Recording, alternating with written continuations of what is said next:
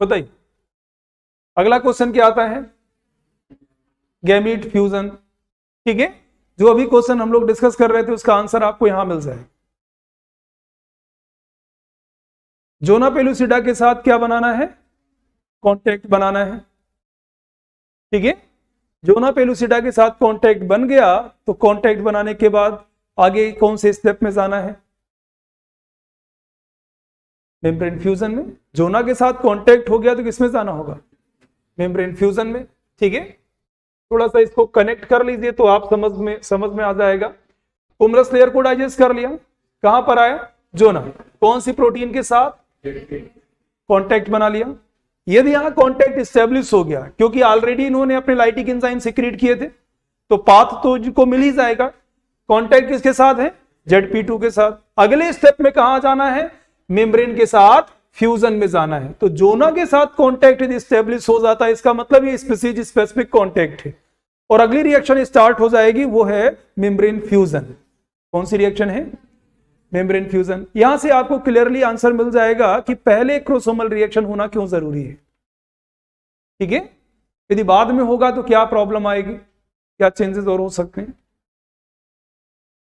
ठीक है, और यहां से आपको इस क्वेश्चन का भी आंसर मिल जाएगा कि जिन्होंने पहले एक्रोसोमल रिएक्शन को कंप्लीट कर लिया है वो सक्सेसफुली फर्टिलाइजेशन कर लेंगे, और जिन्होंने पहले एक्रोसोमल रिएक्शन कंप्लीट नहीं किया है, जोना पर आकर के वो एक्रोसोमल रिएक्शन को स्टार्ट कर रहे हैं, यहां पर एक्रोसोमल रिएक्शन कंप्लीट करेंगे तो वो क्यों फेल हो जा रहे हैं, वो फर्टिलाइजेशन क्यों नहीं कर पा रहे हैं।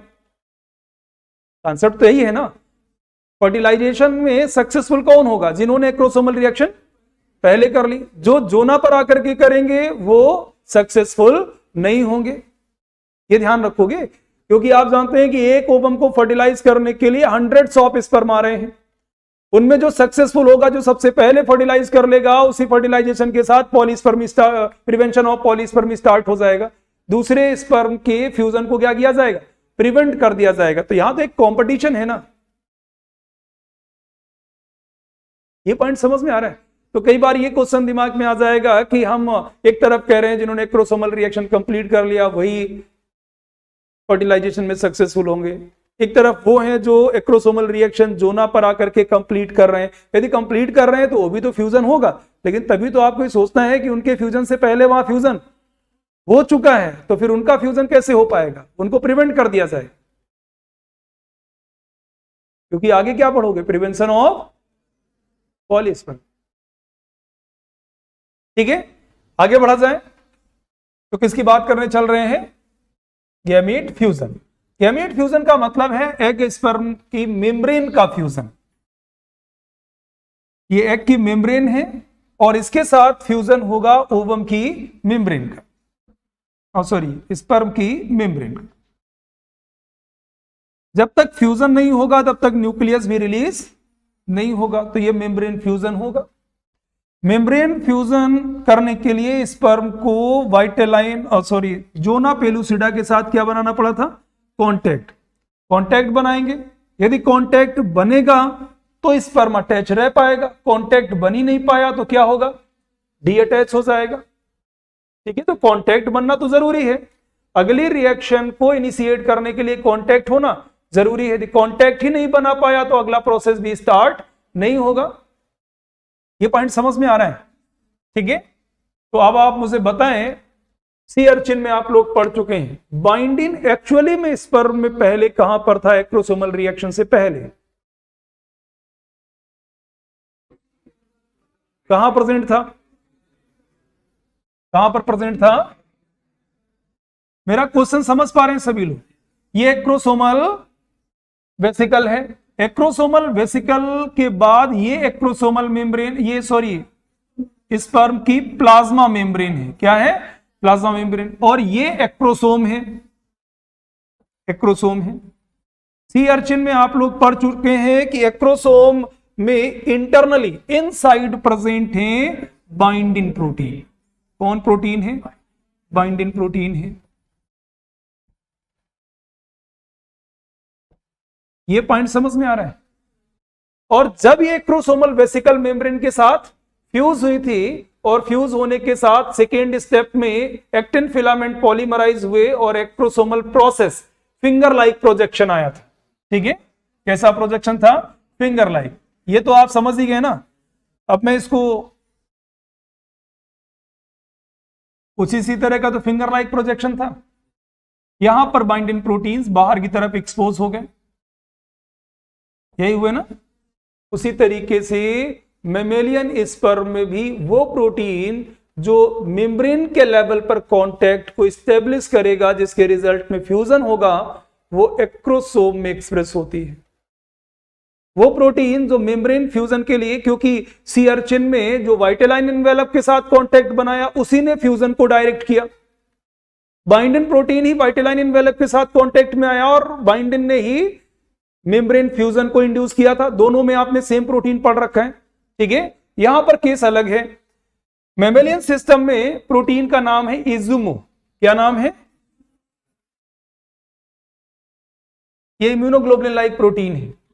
ठीक है, इजुमो। ये एक्सप्रेस होता है जस्ट बाइंडिन की तरह ही ये प्रोटीन एक्सप्रेस होता है एक्रोसोम की मेम्ब्रेन में। और जब तक एक्रोसोम मेम्ब्रेन के साथ फ्यूज नहीं होगा, इजुमो प्रोटीन सरफेस पर एक्सप्रेस नहीं होगी। और जब तक सरफेस पर एक्सप्रेशन नहीं होगा तब तक मेम्ब्रेन के साथ कांटेक्ट नहीं होगा। अब आप यहीं से समझ लीजिए, जो स्पर्म आकर के जोना के लेवल पर आकर के अपनी एक्रोसोमल रिएक्शन को स्टार्ट कर रहे हैं, स्टार्ट करने का मतलब एक्रोसोमल रिएक्शन होगा। अभी एक्रोसोमल वेसिकल फ्यूज होगी मेम्ब्रेन के साथ, फ्यूज होने के साथ ही इजुमो प्रोटीन का एक्सप्रेशन सरफेस पर होगा, तो वो तो अभी करेंगे। और जो पहले एक्रोसोमल रिएक्शन को कंप्लीट करके आ रहे हैं वो तो ऑलरेडी क्या कर रहे हैं? एक्सप्रेशन कर रहे हैं इजुमो का सरफेस पर। एक्सप्रेशन कर रहे हैं तो वो पहले कांटेक्ट बना लेंगे मेम्ब्रेन के साथ। यदि कांटेक्ट बना लिया तो क्या कर लेंगे? फ्यूजन कर लेंगे। जैसे ही फ्यूजन कर लेंगे तो प्रिवेंशन ऑफ पॉलीस्पर्मी जो प्रोग्राम है वो बाकी अटैच्ड स्पर्म को क्या करेगा? डी अटैच कर देगा, उनकी फर्टिलाइजेशन प्रोसेस को सप्रेस कर देगा। ये पॉइंट समझ में आ रहा है? ठीक है, कोई समस्या यहां पर बताइए। देखो, ये एक्रोसोमल वेसिकल है। इसी वेसिकल में वो प्रोटीन्स जो एक की मेम्ब्रेन के साथ कांटेक्ट बनाएंगे, इजुमो प्रोटीन, वो यहां एक्सप्रेस हो रहे हैं। ठीक है, जब एक्रोसोमल वेसिकल का फ्यूजन किसके साथ हो रहा है? प्लाज्मा मेम्ब्रेन के साथ। तो ये प्रोटीन कहां एक्सप्रेस होने लगे हैं? मेम्ब्रेन पर, क्योंकि एक्रोसोम की मेम्ब्रेन ही प्लाज्मा मेम्ब्रेन का पार्ट हो जाएगा। जब भी कोई वेसिकल मेम्ब्रेन के साथ फ्यूज होती उसी का पार्ट हो जाती, तो ये प्रोटीन भी कहां जाएंगे? सरफेस पर। जैसे ही सरफेस पर आएंगे तो इसका कांटेक्ट किसके साथ हो जाएगा? बताइए। ओवम में प्रेजेंट रिसेप्टर के साथ। तो देखो, ये क्या है? इजुमो, और ये क्या है? जुनो। दोनों के बीच में क्या हो गया? कांटेक्ट हो गया। और जो एक्रोसोमल रिएक्शन जोना के लेवल पर अपना स्टार्ट किए हुए हैं वो तो अभी लेट हैं,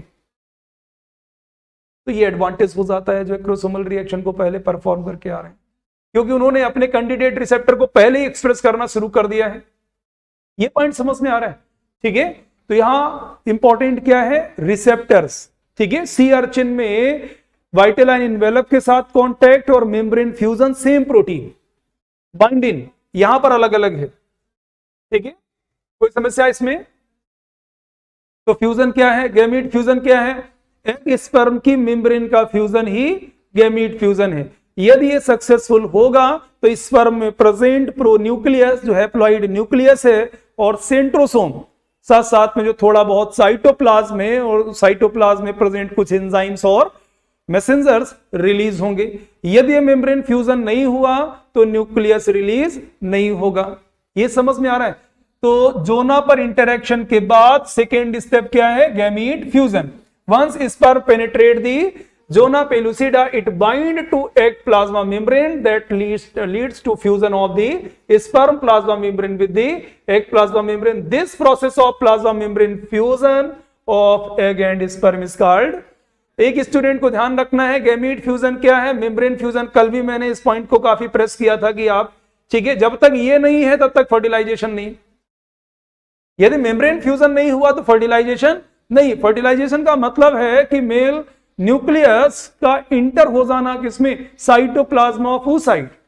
जब तक नहीं होता है तब तक कोई फर्टिलाइजेशन नहीं। तो ये फ्यूजन जरूरी था। ठीक है, कौन फ्यूजन मीडिएट करेगा उस पॉइंट पर आते हैं। The mechanism of mammalian gamete fusion is still controversial. अभी कुछ एविडेंस अलग अलग हैं, अलग अलग साइंटिस्ट की जो भावनाएं नहीं, मतलब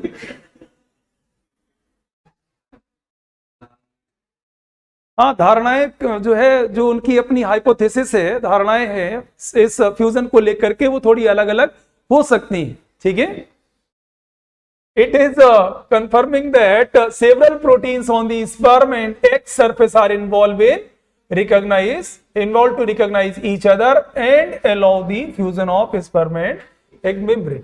मतलब अलग अलग एक्सपेरिमेंटल रिजल्ट, अलग अलग हाइपोथेसिस हो सकते हैं, लेकिन सभी इस पॉइंट को लेकर के एक है कि एग और स्पर्म के सरफेस पर स्पेशलाइज्ड प्रोटीन है जो एक दूसरे के साथ इंटरैक्ट करते हैं और ये इंटरैक्शन ही उनके फ्यूजन के लिए रिस्पॉन्सिबल है।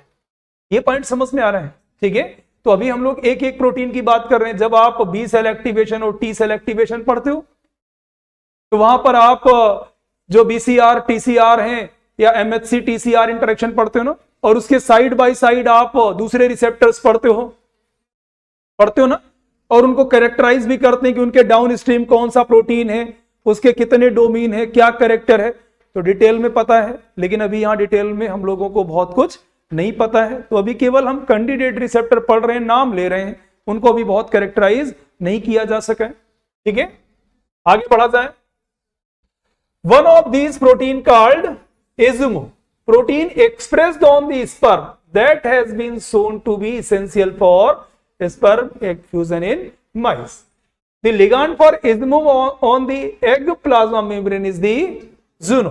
ठीक है, फोलेट रिसेप्टर। तो आपको यह ध्यान रखना है कि एक प्रोटीन माइस में नोन है एजुमो, और दूसरा इसका कैंडिडेट जो रिसेप्टर है एक पर, वो कौन है? जुनो। आगे बढ़ा जाए। अब एक क्वेश्चन है, ये स्पर्म है, ये ओवम है, और जब स्पर्म इसके साथ फ्यूजन में आएगा तो स्पर्म का जो आगे का ये टिप रीजन है ये कांटेक्ट बनाएगा,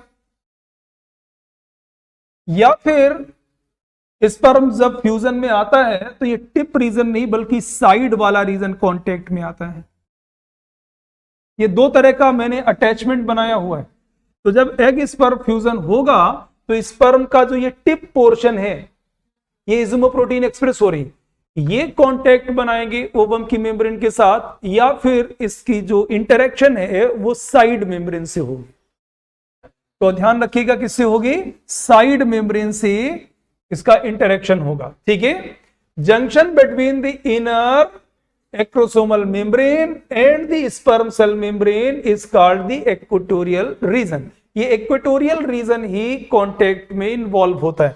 ये वाला जो पोर्शन आप देख रहे हैं, ये वाला, इसे कहते हैं इक्वेटोरियल पोर्शन ऑफ मेम्ब्रेन या इक्वेटोरियल रीजन कहते हैं। क्या बोलेंगे? इक्वेटोरियल। जब ये एक्रोसोम फ्यूज हो जाएगा, जब फ्यूजन हो जाएगा, तो ये जो आप मेम्ब्रेन देख रहे हैं ये सारा का सारा पोर्शन किस में आ जाएगा? इक्वेटोरियल होगा ना। ये भी किस में आएगा? इक्वेटोरियल। अरे थोड़ा प्रेजेंटेशन है, उसको आप समझ लीजिए। ठीक है, क्या बोला जाएगा? यहां पर जो इजुमो प्रोटीन प्रेजेंट है वो स्पेसिफिकली इस कॉन्टेक्ट को मीडिएट करते हैं, अर्थात टिप रीजन फ्यूजन में नहीं आता है। कौन सा पोर्शन आएगा? The isomo protein is originally found in the membrane of the acrosome granule. However, acrosome reaction exposes the inner acrosome membrane to the outside, and isomo distributes along the surface of sperm, where it is found primarily in the equatorial। अर्थात इसका जो expression है वो equatorial region पर ज्यादा है। इस वजह से जब ये मेन कैंडिडेट रिसेप्टर है तो यही इंटरेक्शन होगा। ठीक है, Where mammalian sperm egg binding takes place, तो ये इक्वेटोरियल रीजन ही कांटेक्ट बनाएगा। कोई समस्या इसमें? तो कौन सी प्रोटीन मीडिएट करेगा बताइए? Izumo and जुनो। सी अर्चिन में बाइंडिन और मेम्ब्रेन पर प्रेजेंट रिसेप्टर कौन है पता नहीं। ठीक है, ये सभी लोग ध्यान रखोगे। यहां इजुमो एंड जुनो ये इंटरेक्शन होगा। जैसे ही इंटरेक्शन होता है, इजुमो प्रोटीन जुनो के साथ क्या करेगा? इंटरेक्ट करता है। तो ये इंटरेक्शन रिक्रूट कर लेता है एक एडिशनल प्रोटीन को एग के सरफेस पर, जिसका नाम है CD9। कौन है? CD9। तो जैसे ही इंटरेक्शन हुआ तो एग की सरफेस पर एक्सप्रेस होने वाली एक प्रोटीन और आकर के इस कॉम्प्लेक्स को ज्वाइन कर लेती है, जिसका नाम क्या है, CD9।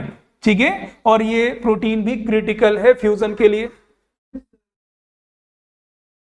Interaction of isomo and zuno recruit the egg membrane protein CD9 to the area of sperm egg adhesion। जहां पर अटैचमेंट हुआ है वहां पर CD9 भी एक्युमुलेट होने लगते हैं। CD9 appear to be involved with the sperm egg fusion since female mice with the CD9 gene knockout are infertile due to the fusion defect। ये एक्सपेरिमेंट ये प्रूव करता है कि CD9 फ्यूजन में एक क्रिटिकल रोल प्ले करता है। ठीक है, कोई समस्या यहां पर? यदि माइस में CD9 प्रोटीन को न्यूट्रलाइज कर दिया जाए तो फ्यूजन नहीं होगा, जोना के साथ इंटरेक्शन हो जाएगा, जोनो इज्मो इंटरेक्शन हो जाएगा, लेकिन एक्चुअल में जो सक्सेसफुल फ्यूजन है वो नहीं होगा। कोई समस्या है इसमें? It is not known exactly how these protein facilitate membrane fusion, but CD9 protein is also known to be critical for fusion of myocyte to form striated muscles। ठीक है, ये आपको ध्यान रखना है कि मैकेनिज्म क्या है अभी नोन नहीं है, लेकिन CD9 क्रिटिकल है, ये समझ में आ रहा है। और एम्ब्रियोनिक डेवलपमेंट के समय आप सभी लोग जानते हैं बहुत सारी मसल सेल्स क्या होती हैं, फ्यूज होती हैं, स्ट्राइएटेड मसल्स बनाती हैं, वहां पर भी इस प्रोटीन का फ्यूजन में इंपॉर्टेंट रोल है। कोई समस्या इसमें? ये पॉइंट समझ में आ रहा है?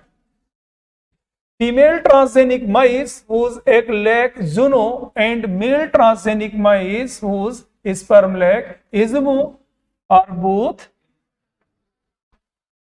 इज्मो और जुनो को भी चेक किया गया। जैसे आप पढ़ रहे हैं, हम लोग कह रहे हैं कि जो इज्मो है ये स्पर्म सेल का प्रोटीन है और जुनो ये ओवम का है, ये इंटरेक्शन फ्यूजन को मीडिएट करता है, रिक्रूट करता है CD9। तो ऐसे तो नहीं पढ़ रहे हो, एक्सपेरिमेंटल प्रूफ होंगे तभी तो पढ़ रहे हो। तो यदि फीमेल और मेल दोनों में जुनो और इज्मो को क्या किया जाए, न्यूट्रलाइज किया जाए, तो इस तरह के एग स्पर्म फ्यूजन नहीं होते हैं।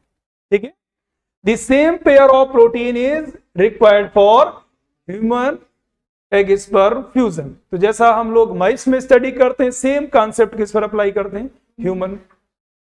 Sperm from mice carrying loss of function mutation in the ismo। ismo में loss of function mutation है।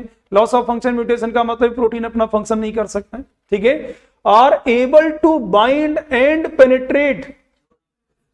जोना के साथ ये बाइंड करता है उसको क्या कर लेगा, पेनिट्रेट कर लेगा, but they are not able to fuse with the. समझ में आ रहा है? ठीक है, और सी अर्चिन में यदि जो प्रोटीन जोना के साथ इंटरेक्ट करती है, यदि आप उसने म्यूटेट कर दिया तो फ्यूजन भी नहीं कर पाएगा। यही तो होगा ना, क्योंकि सेम प्रोटीन है, बाइंड ही नहीं है। ये सभी लोग ध्यान रखोगे। तो यदि इज्मो को क्या कर ले, न्यूट्रलाइज कर ले, लॉस ऑफ फंक्शन म्यूटेशन हो जाए, तो इस तरह की जो स्पर्म है वो कुमुलस लेयर भी क्रॉस कर लेंगे, अपना एक्रोसोमल रिएक्शन भी कंप्लीट कर लेंगे, वो जोना के साथ कांटेक्ट भी बना लेंगे, पेनिट्रेट भी कर लेंगे, लेकिन फ्यूजन नहीं कर पाएंगे। मेम्ब्रेन फ्यूजन के लेवल पर रिएक्शन सीज कर जाएगा। ठीक है, human sperm also contain Izumo protein and antibodies directed against Izumo. जो ह्यूमन बीइंग है, ह्यूमन स्पीसीज के जो स्पर्म है, उनके सरफेस पर भी क्या एक्सप्रेस होता है, इज्मो।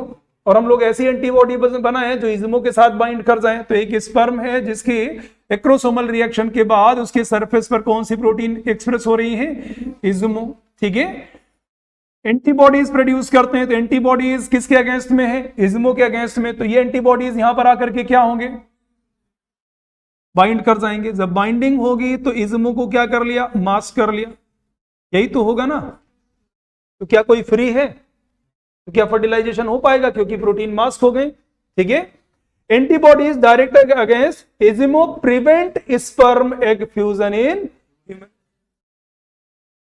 अर्थात यदि स्पर्म के सरफेस पर एक्सप्रेस होने वाली इज्मो प्रोटीन को हम दूसरी प्रोटीन से मास्क कर लें, तो जब मास्क हो गए तो ये भी बाइंड नहीं हो पाएंगे, तो फर्टिलाइजेशन नहीं होगा। तो एक्सपेरिमेंट प्रूफ करते हैं जो इज्मो और जुनो का इंटरेक्शन है वो फ्यूजन के लिए जरूरी है। ठीक है, तो जब ये इंटरेक्शन होगा तो फ्यूजन की प्रोसेस शुरू होगी। इस इंटरेक्शन के साथ ही रिक्रूटमेंट हुआ था CD9 का, अर्थात पहले ये इंटरेक्शन होगा, इस इंटरेक्शन के साथ फ्यूजन की प्रोसेस स्टार्ट हो जाएगी, जिसमें पार्टिसिपेट कौन कर जाएगा, CD9। अब मैकेनिज्म क्या है ये अभी पता नहीं है, उतना भी डिटेल के बारे में पता नहीं। ऐसा नहीं कि मेम्ब्रेन फ्यूजन का कॉन्सेप्ट हम लोग नहीं जानते हैं, मेम्ब्रेन फ्यूजन तो आप सभी लोग जानते हैं, SNAREs, V SNAREs, T SNAREs, किस तरह से कॉइलिंग होती हो, तो मेम्ब्रेन फ्यूजन का प्रोसेस तो हम लोगों को पता है, लेकिन एक्चुअल में एग स्पर मेम्ब्रेन फ्यूजन के लेवल पर मैकेनिज्म क्या है वो नहीं पता है। ठीक है, कोई समस्या? अब बात करते हैं प्रिवेंशन ऑफ